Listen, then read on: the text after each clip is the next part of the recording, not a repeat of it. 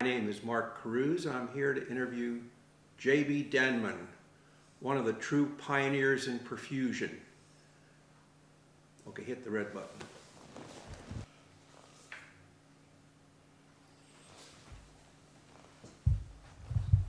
Oh, I forgot something. Well, welcome, J.B. Well, thank you. It's great to see you after all these years.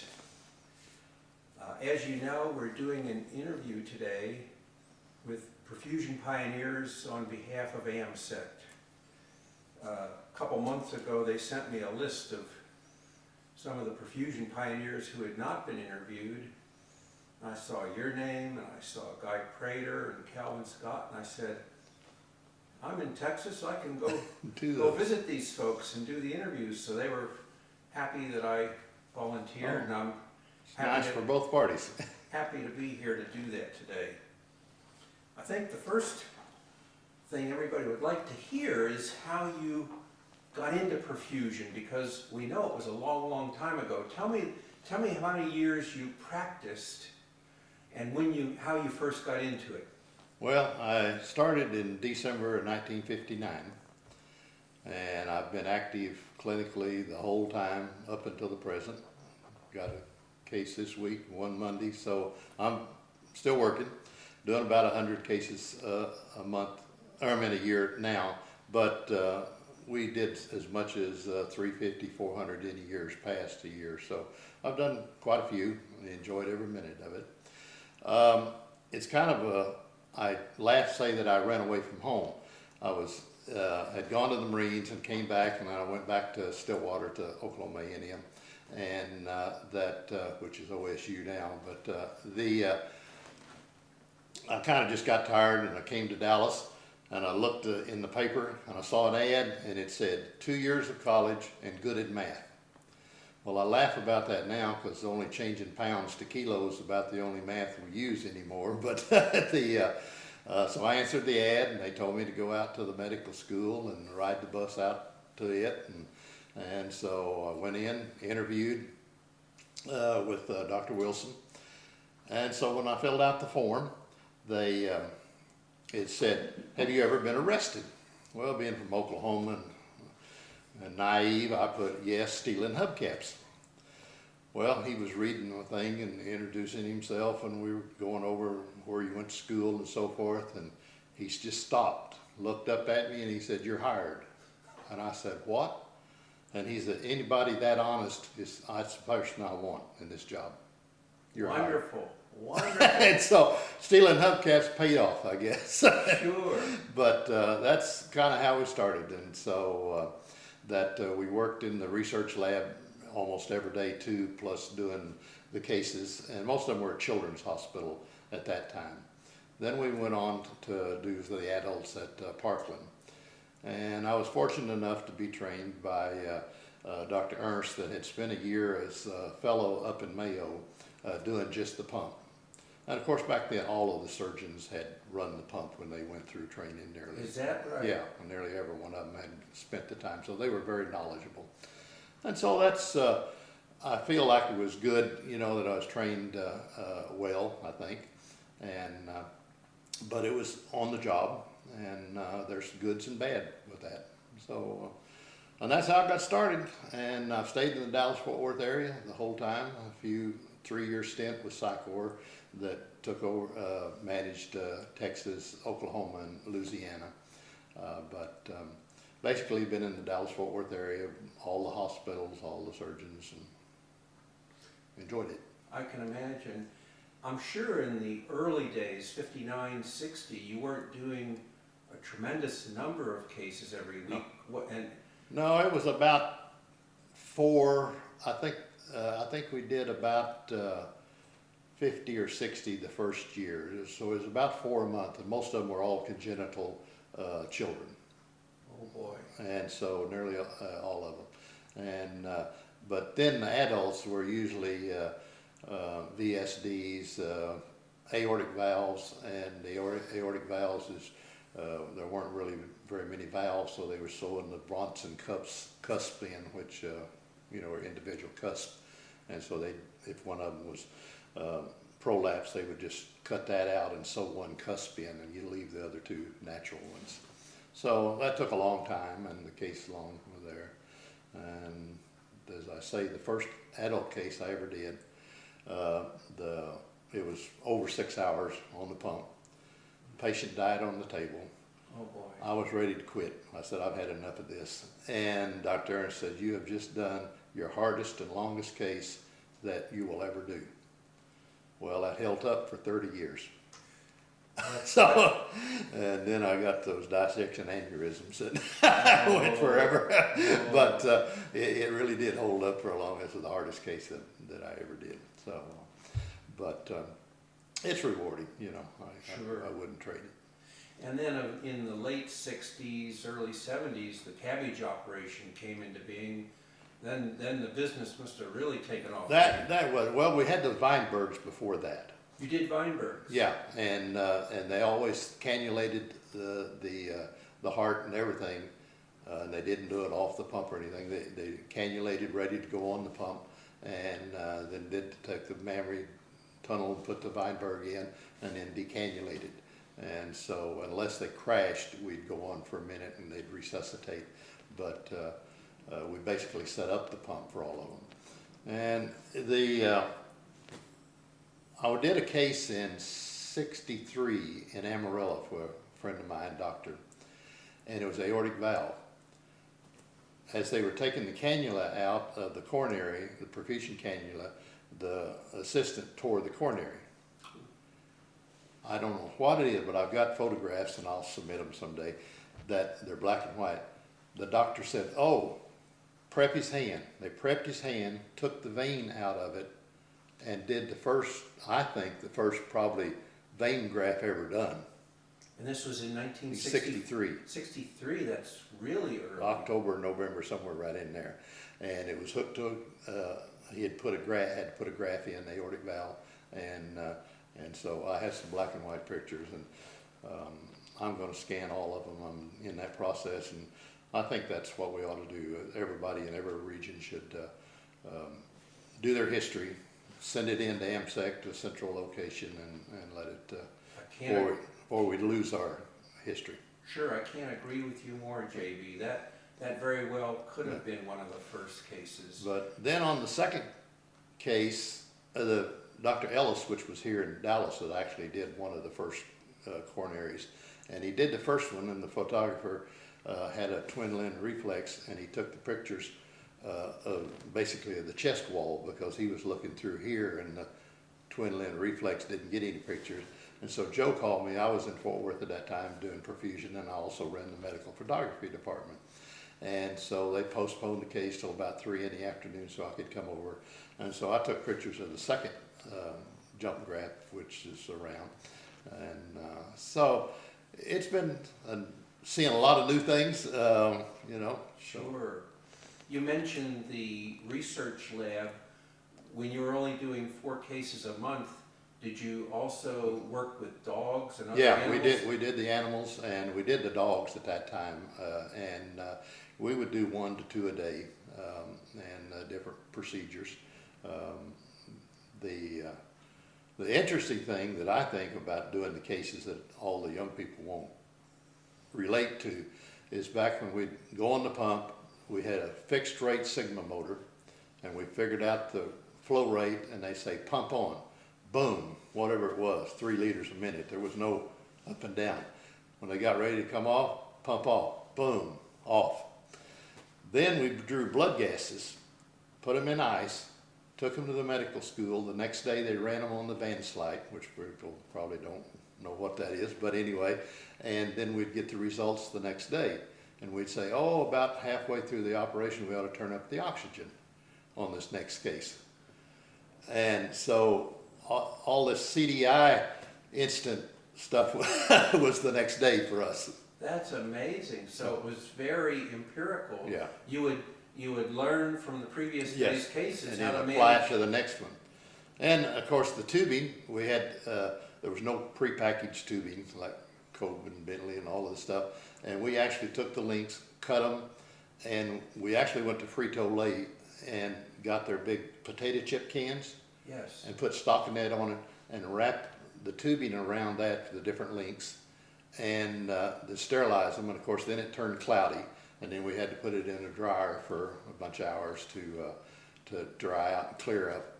And sometimes they'd turn brown and hard to see through it. So we made our own tubing packs per se, and then we came in usually the night before to set up, because that is a helix coil inside the water baths. Yes. And then we finally got fancy and went to the disc oxygenator, and we thought that was the most wonderful thing there was. Except when you had to clean it. Well, that was one problem. You had all those little discs, and if you got them together, not separated, and sometimes they just weren't quite as efficient. No, we really innovated, you know, and we had a perfusionist over in Fort Worth that kind of helped Dr. Clive Johnson, that was a blacksmith, and he didn't really make for the pump, but he did a lot of stuff for instruments, where they would almost during the surgery, I need a clamp, and he'd go over there and bend it and heat it and that stuff. So Is that right? the things that we've done that are routine now, we actually did, and that's what makes it fun. Sure, sure. It's real easy to open that tubing pack now. Oh, sure. Well, I don't think, as somebody who entered the field just after the disposable era started, I don't think I can appreciate having to clean discs and dealing with making your own tubing packs. That's just, had to have been, you didn't know any better, did you? Well, no, that was the only thing we had to do it. I mean, there wasn't a choice on that thing. Sure.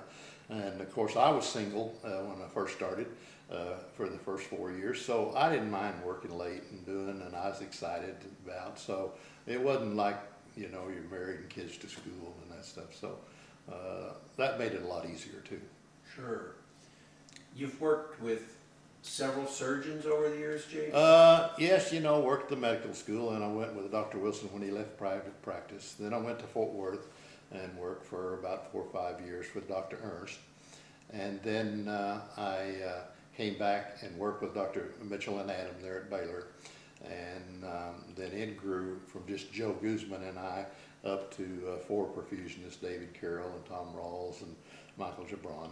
And then I left and went with Psychor for 3 years, and enjoyed that. Mike was a good motivator, and I really did like going with Psychor.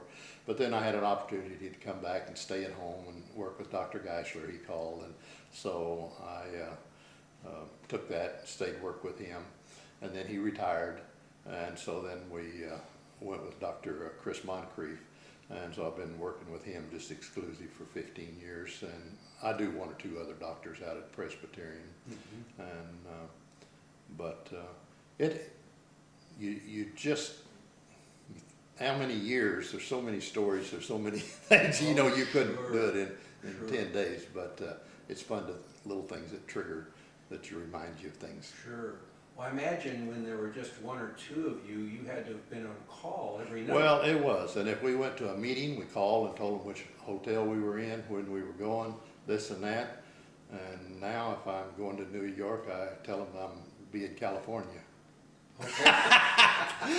No, the people here, working as a single perfusionist now, the groups here, both of them have really been nice and supported me if I want to go out of town, or when I've had my operation or something, they've chipped in. So the Dallas perfusionists really work well. In fact, one of them even called from the medical school, called and said, JB, can I mow your grass? When I had a little sigmoid tumor removed and I was out for a little while.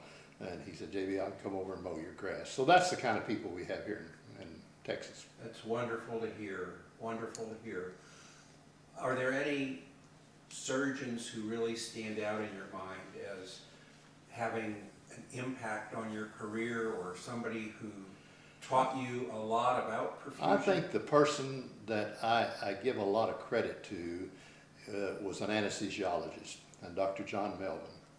And we'd go on the pump, a lot of the anesthesia used to leave the room, so he came over and sat down beside us. I knew more about drugs than, because when we did our grandfather test, I made flying colors in the drugs, because he had sat there and explained the drugs and the names and where old perfusionists anesthesia gave them, so they never didn't know what, you know. Sure. So he explained. Then he went to, in fact, I think he went to Galveston to take the test, the CCP test. He actually took the test, came back and passed it, came back, and everybody said, who's that guy from Dallas that got through in, you know, 2 hours instead of 4 or whatever? Well, he came home, but what he did was he told all the physicians, the medical staff, that test was equal to any I had in my training for my boards, and immediately perfusion CCP went right straight up. Is that right? I mean, he helped just that one comment by taking the test, coming, and that he promoted, and then we were on a different level. We weren't just, you know, somebody that happened to take a test, you know. So that made us all feel good, and it really did help us here in the Dallas area. So did you end up taking the grandfather I took test? the grandfather, yes. Yeah, let's see, 72, the meeting was in New York. New York, 73 was Los Angeles. Yeah, no, we went to the first one in New York. Did you really? And you know, we were all sitting there wondering, and we laughed at some of the things that went on. I forget the little girl down in San Antonio. She'd had to translate it from English to Spanish to back to answer the questions. We laughed about, I forgot who it was, that would put an answer and erase it, put an answer, erase it. We were all nervous, you know, but it was, I guess I have to look and say thankful that it wasn't a pass-fail. But I think we all did exceptionally well because we had learned stuff. Most everybody on the drugs was the lowest, and that was probably one of the highest ones just because of Dr. Melman. So I give a lot of credit for him. And he supported us for a long time. That meeting was at the Waldorf Astoria. Waldorf there, yeah. Do you remember how many were in the room taking the exam? I don't. There were big round tables with about 8 people at each of them, and I can't even remember who was at my table. But, and there was no oral exam at that time? No, that was just, you had to be, I don't even remember how many years you had to be in perfusion prior to sign up for it. Did you participate as an oral examiner in years? I never did do that. Never did. Maybe I wasn't smart enough. No, I just it didn't work out with my schedule and here and there, and I never did have the opportunity to do that. I'd like to move now into some of your career highlights. The first question I'd like to ask you, JB, is as you look back on the evolution of the technology over the last 50 plus years now, what stands out in terms of innovations or techniques, equipment? What do you think were some of the major technological advances in perfusion? Well, I say the disposables really did change. We got rid of that so-called pump fever that everybody got. That was... Tell me a little bit more about pump fever. Pump fever was just, I'm sure it was, we didn't get everything cleaned well, I don't know whether it was infection, whether it was just what it was, but it was, everybody had the rash, and it was called pump fever, and everybody got it. And whether it was not the blood cross-matched well, whether it was the turbulence of that, but that was a standard pump fever. And that would be manifested post-op?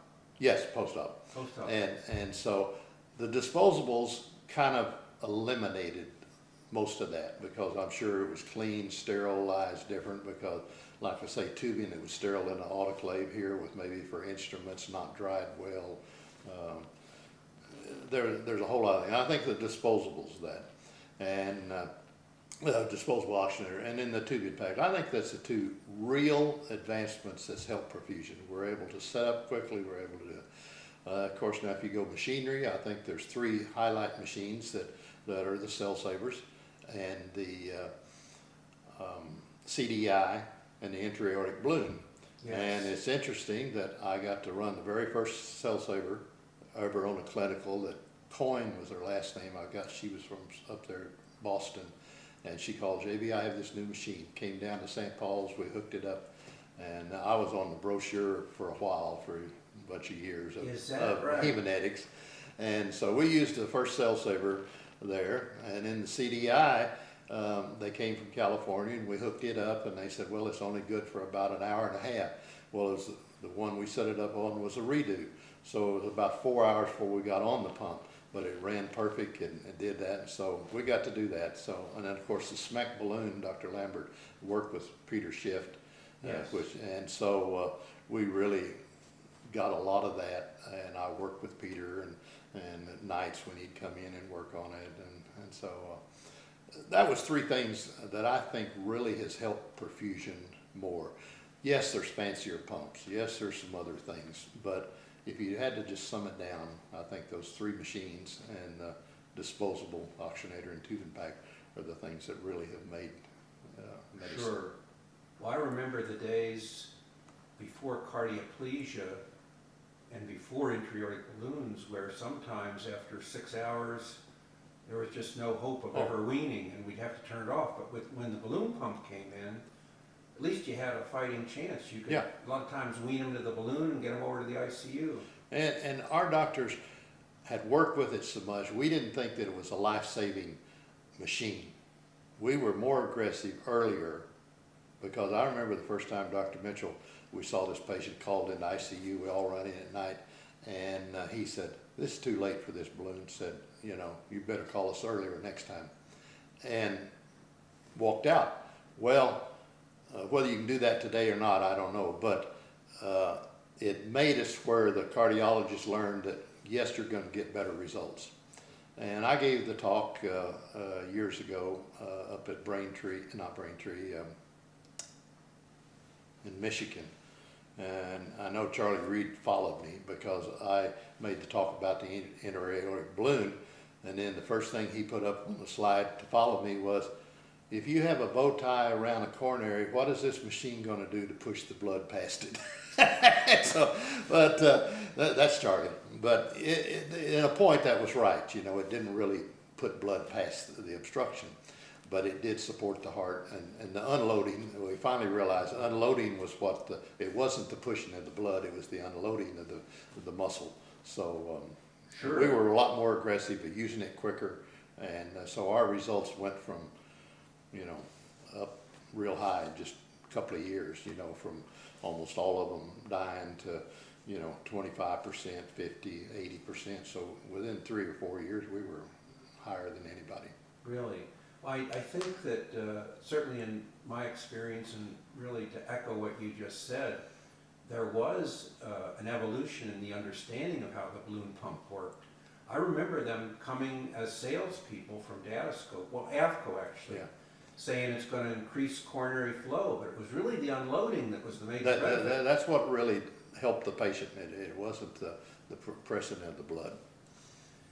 Have you worked much with the cardiopulmonary industry over the years, or what are your views of the devices they've brought to market? I want you to tell me whether you think that's generally been favorable or unfavorable. I think it was really good in the early days, and the reason was the companies were learning too. They may still have some more focus groups, and they just haven't called me, I don't know. But we used to always have focus groups. We went to Colorado with Cove. We've gone to California with Bentley and Edwards and all the other people. And so they brought in perfusionists around. We met new friends. We were able to pick up the phones and call somebody in Tennessee and ask them, oh, I saw this, and made that. They paid our way. Back then we weren't making that much, so they paid our way. They didn't ask that we had to use their product. And so they gave us education material, money, research money. I think that they're sometimes feel like they're bank account that we're just supposed to call up when we want money. But they've really helped our society, and they show up every time. And That differs a bit today. it is, and part of it is you know, the tax structure that you can only deduct so much to help somebody or a gift and one thing, and not that we were paid money kickbacks or stuff, but you know, we did research for them, and it was really research. I mean, you down there did a lot of research in the lab. We took some new equipment to the lab, and so we were a big enough group and aggressive enough with our doctors that a lot of the companies came to us to, would you look at this, try this, and so that we'd sit down with all the doctors and stuff and say, you know, shall we give it a whirl? And there were some of them that just didn't turn out. Yes. You know how I can just say. And probably the funniest story was I won't say which oxygenator, it was a membrane oxygenator. We hooked it up and it didn't oxygenate. We'd asked the doctor, he said, sure, if you think it works. And so we started the case, and they saw us scrambling around, and the scrub nurse, I said, shh. And so, that you couldn't do this now, but that Joe and I switched the oxygenator out, went through, surgeon stops, turned around when the case is over and said, well, how did it work? Well, we told him then that, oh my gosh, you all are pretty good. You know, I didn't even know it happened. So, yes, there were some that just flat didn't work, you know, and we had the oxygenators that foamed and bubbled, and some of that was manufacturing, leaving out a defoamer or something like that. And, Sure. And by us contacting them, you know, Harvey Oxygenator years ago, we had that one that foamed up, and we called Bob Jacobs and said, you better get over and look at this, and you better call the company. Well, immediately they got on it, and then they saw that somebody had left out a defoamer in the design, and so it was quickly fixed. Yes. So it's between the two, you know, companies and perfusionists, things have really improved. Those were back in the 70s and 80s. That How would you contrast the reliability of the equipment that you use today? Well, unfortunately, we've had 2 or 3 recalls on some things lately, and from pump heads to oxygenators to cardioplegia sets. And I'm sure when you're making 1,000, it's a little easier than when you're making 10,000 or 50,000, that you're going to have some manufacturing errors. But I think we still check them out. We run the water through. We turn on the oxygen and the heater just to make sure it's warming, make sure that everything's working prior to going. That doesn't stop something happening, but it's usually something else, that a line blown off or kinked or clamped or something there. That's why it doesn't work. It's they do a good job. They really do. Sure. Reliable. Sure. And you feel comfortable every day of opening that package and just setting it up. When did you start using a perfusion checklist, JB? Probably with Psychor, which was Okay. years later, and and that's one thing that they really did. And I related to it when Mike came in and said, you know, we're going to do it like the airplane pilot, because I had been flying before then, and that was the first thing we did, you know, gasoline and wheels and tires and all the other stuff. So I felt comfortable using it. I didn't mind it. A lot of people didn't. Some of it was just like nurses counting instruments. On emergency, you couldn't do everything. And then they finally developed one that had a kind of a quick checklist. You know, you have the oxygen and one and that stuff, so that you didn't have to go down through to have tubing clamps and tape measures and all Sure. the other. So it was a quick response. And that your phone again. That's the so-called killer list. You make sure the oxygen's hooked up and Well, all the things that could really hurt the patient, as opposed to, as you said, looking for adhesive tape or yeah. So having the right number of tubing clamps. so and that's what I think the airplane instructor told me. He said, JV, you're an exception, because you're always scanning the instruments and you're looking. And I said, well, I'm sure that was my job. My job is to look at the monitor and look at here and look at the urine and look at the pump and the flow, and I do that every few seconds, everywhere. Sure. And so flying the airplane, that was a natural thing for me to check this and check that. And, sure. And so they both paid off. Did you ever get involved here in Dallas mentoring other perfusionists, or did you have visitors come to your center to learn kind of the latest techniques? Well, we did have a lot of visitors that came through. The companies would bring, because we had a big enough volume that it was kind of like Texas Heart and some of the other big volume places, that there were always cases every day. So no matter what day they came in, they could see work. We worked at, the same group worked at 3 different children's hospitals at St. Paul's and Baylor, so that we could show them a children, adult, and that. The first one that Joe and I took was Tom Rawls, which was a lab tech over at Fort Worth, and came and said, can I learn to run the pump? So we OJT'd him, and he's turned out a very good perfusionist and done well here, and he's retired now. And then the next one was that guy named Scudder Newton, and he was a scrub tech, and he wanted to learn, and so he came in on his days off, and or come in early when we were setting up before he went to work, and and then we even had signed a paper, because they were going to say, since he worked for the hospital, they were going to have to pay him overtime if he came in and watched us. So we signed a paper, and he signed a paper that he would not do any hospital job. He was there to learn perfusion, and Is that so right? we got that. And then the other one, Bill Watson, which was actually dated my daughter, and I went to the high school there, and he said, JB, I'd like to be a perfusionist. And I said, well, go down there and apply at Texas Heart. Now, you're not going to get in this year, but go apply, and then if they happen to call you, tell them during your interview, if on Friday, and it starts on Monday, that somebody didn't show up, you will be down there in 2 hours. Wonderful. He called me Friday night. JB, you won't believe it. They told me to report Monday morning, ask if I could. And off he went. Is that right? And so that's how Bill got in down there. And of course, he was the youngest one. He was under 21. And so he's done well too. So that's the 3 that we really worked with the pump. We had a lot of people come through. Sure. But the thing that I'm kind of proud of is helping other people. I've helped a little Vietnamese girl that's graduating from X-ray school out in California now. There's a little Brazilian girl that started in Presbyterian as cleaning, emptying the trash. And so I said, you ought to start going to school. She went to school, and then Presbyterian had the nurses program to become a nurse, and they'd work with her schedule. And so she applied for that, and one day that she couldn't get a transcript, and she and I said, come on.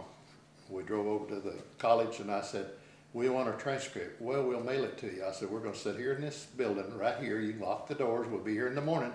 She wants her transcript. So immediately they went and got it.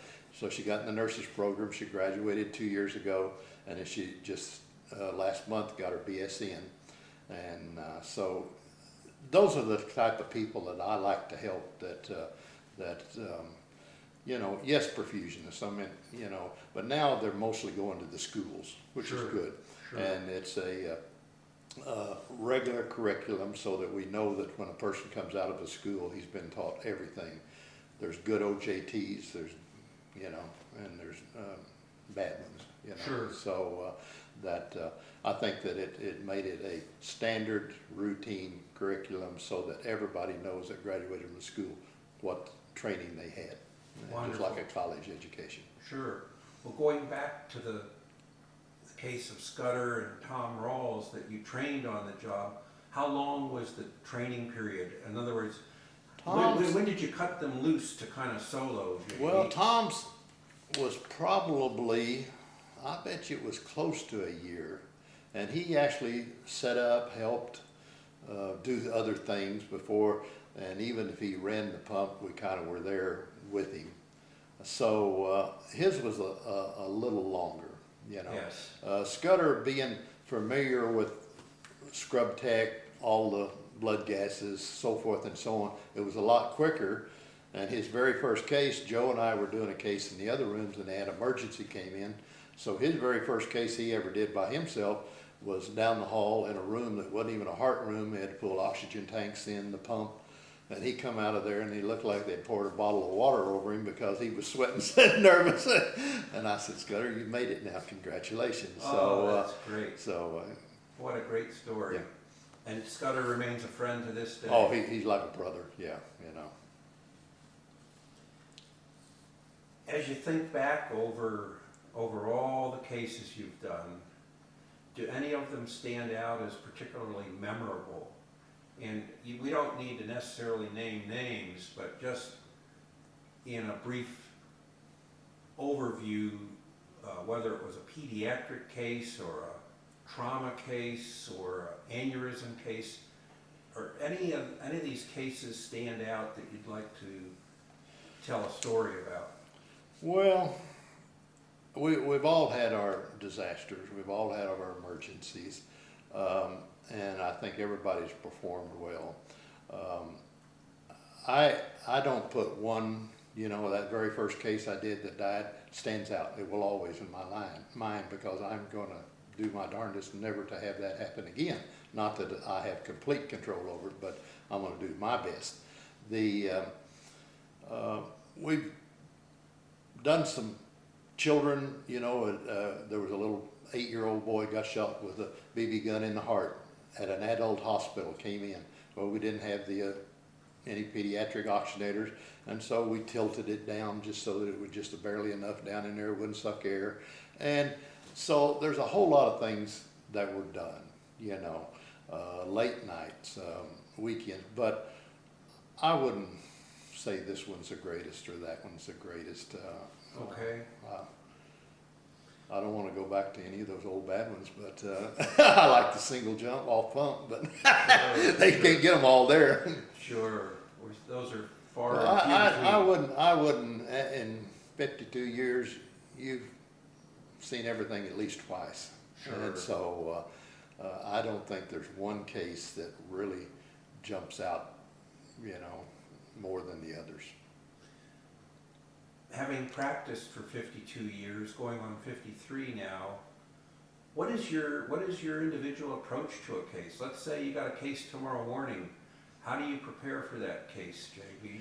Well, what I've told everybody, I think it's like a professional golfer. You look at the case like he does the course. You picture it in your mind from the first shot, every shot, all the way through what you're going to do. So then when you start, you've already had that picture in your mind of each shot. When you go on the pump, when you warming, when you're cooling, so forth. And so that I think that's the thing you do. You don't just walk in there and just catch up. I know it's a 4 jump with an aortic valve. Okay, I'm going to do the valve first. I'm going to do the jump here, and have everything in your mind before you ever start. That's a great way to express it.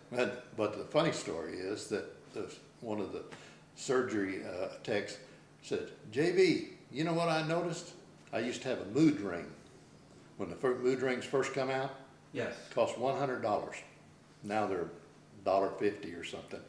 Anyway, he said, you know, before you go on the pump, that thing's black.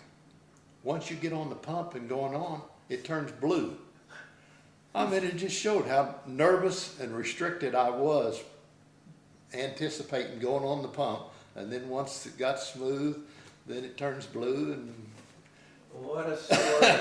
That's terrific. You still wear that mood ring? no, but I wore it playing poker one night, and all my friends didn't know it. And at the end of the night, I said, well, if you could have told whether I had any cards or not, if you'd have just looked at my ring, I would have turned.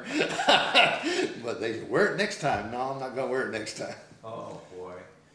Well, I'm sure you've worked as a solo perfusionist quite often during your case. That is one perfusionist per Yes. case. But could you tell us a little bit about what you think about the word teamwork? And by teamwork, I mean not only other perfusionists, but the other team members like the anesthesiologist, the surgeon, the nurse, who are all there on one case. What do you think of teamwork? Well, teamwork years ago when we thought we had teamwork, the surgeon was the only one that was allowed to speak in the OR. Oh boy. You spoke to him, he spoke to you. Most of them had all run the pump, so you said, I'm turning up the flow. Okay, I'm turning down the flow. You turn around and draw blood gas. So he basically ran it from there. We just kind of did it for it. After he got familiar and he was busy and we shown that we could do our job, then it got to be a communication. But a lot of the surgeons were just, he and I were the only people and the anesthesiologists allowed to talk. The nurses weren't allowed to really communicate. They had to speak through him. Is You know, that they right? couldn't come up to me, you know, to say something to JB. That was good in a point.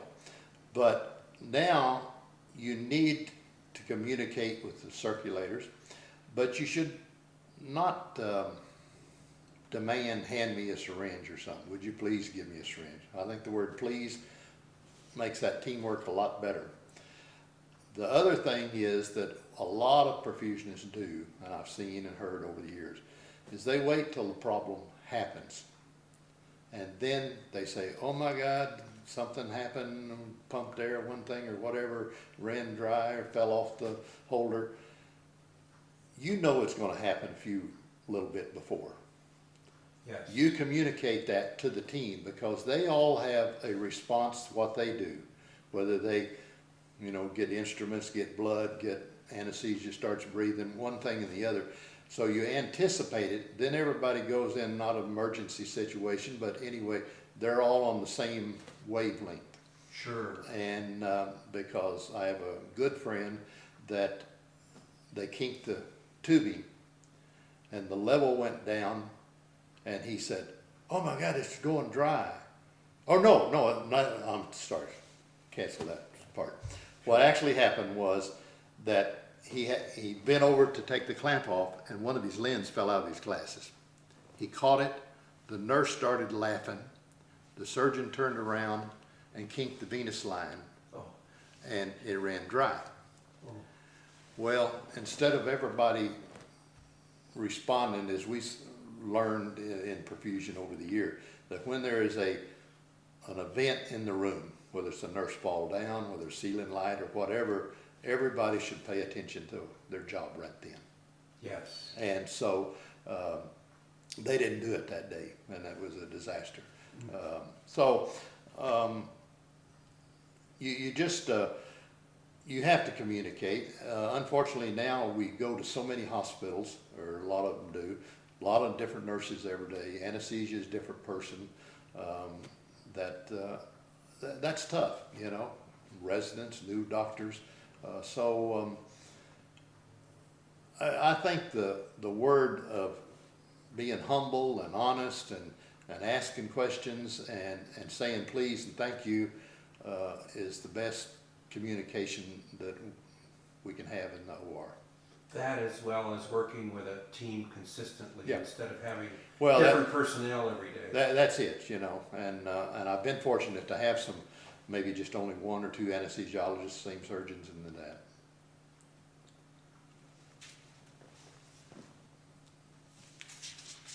We mentioned some of the slide collection that you have, and it looks to me, from what you've said, that you're going to go through some of those, and if there's any particularly historical slides, you'd be willing to donate those to AmSECT.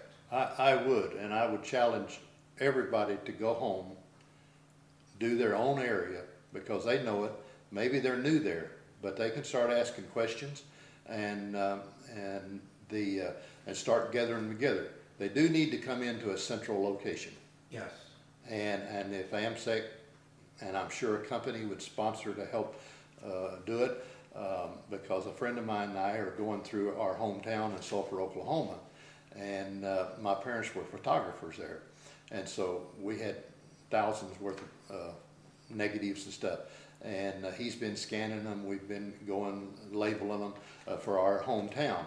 Well, this is what should be done now, because it's almost getting where the perfusionists don't know what happened back past the 80s.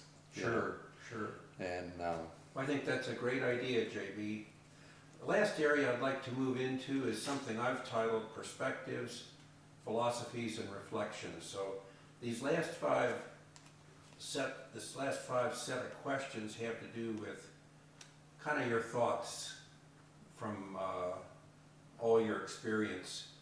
What do you think are the personal and professional attributes that contribute most to a person becoming a good perfusionist?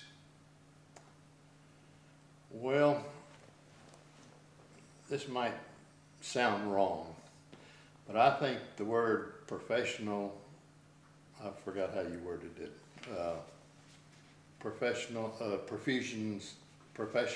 Professional attributes.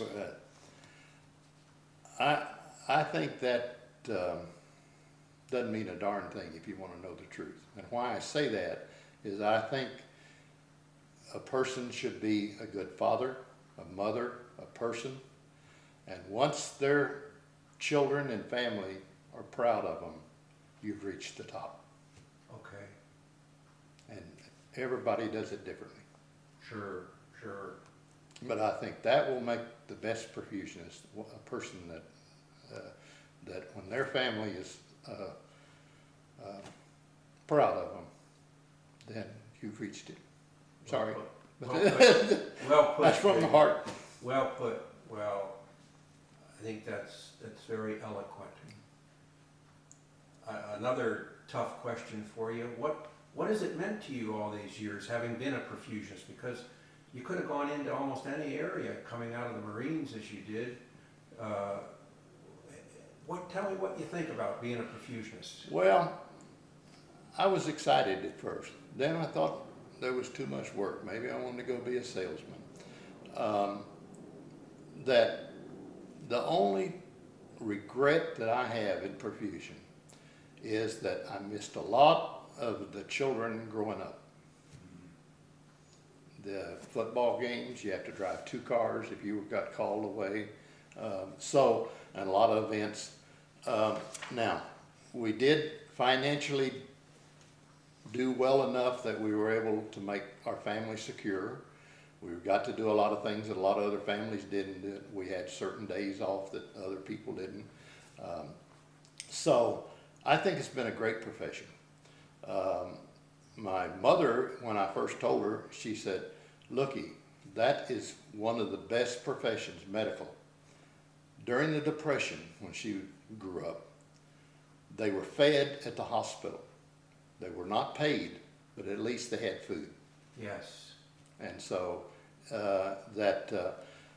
so my family, you know, I hope they're proud. I think they are.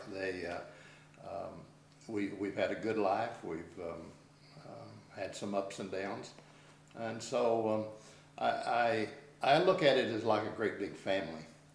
There's a lot of brothers and sisters.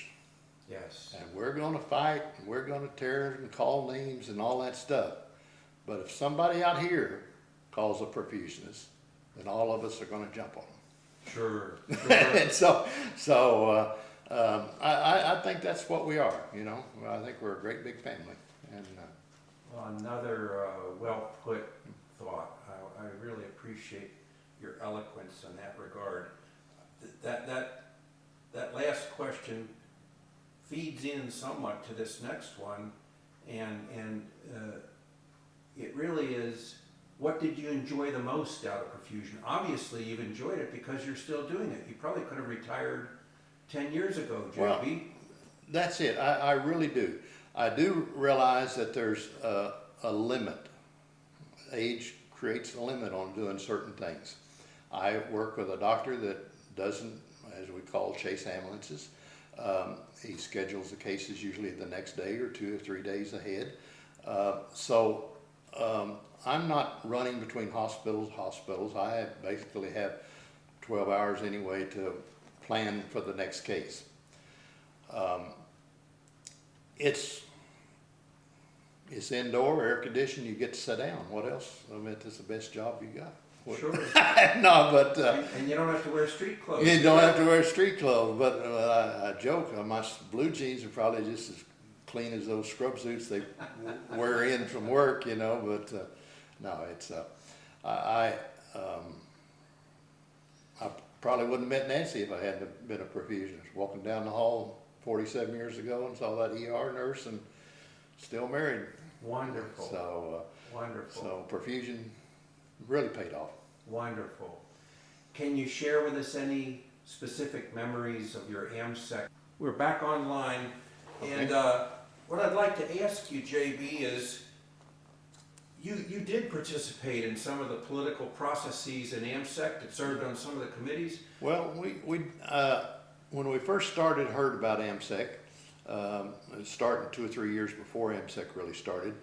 Our first meeting of the guy from Temple and Dallas Fort Worth and that stuff all met at a hotel, and they said the first meeting was, I believe, was in Minnesota. Yes. Well, nobody had any money to go.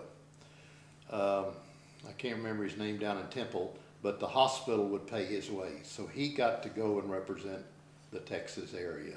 Okay. I did that. And so then, yes, I did go to the AmSECT meetings at first because it was the only chance we'd get to go to a vacation.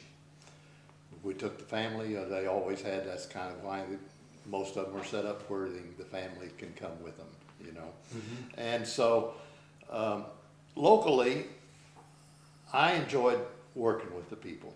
Mm-hmm. Then it got to where that somebody suggested or go to the board. So yes, I went to the board and enjoyed that for a few years. And so then I thought, well, I'm not a person that wants to be up on the top, but I thought, well, you know, if you got some ideas and you need to do them, move on up the ladder. So I decided to run for president-elect, and I ran for president-elect. Or no, I guess the first year, Scudder ran at the same time, and we both lost. And so we came to our family and said, well, we lost. Oh, really? Yeah. And then the next year, got to be president-elect. And that was, I enjoyed that because you got to guide the whole perfusion society in a direction. Yes. And that, and made some good friends, you know, they kind of set them in rows, you know, what region you were in. And yes. So I then got to president-elect, and then politics, I guess, are everywhere. And I probably wasn't as bad as Rick Perry. No, don't take that out. But I probably wanted to change too much. Oh. I mean, I believe that, you know, we ought to do this and ought to do this and that, and I was vocal about it. And whether that had anything to do with it, I don't know.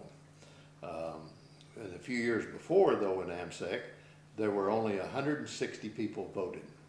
Oh my goodness. I came and I said, and we went to the board meeting, and I said, next year I'm going to be president. What do you mean, JB?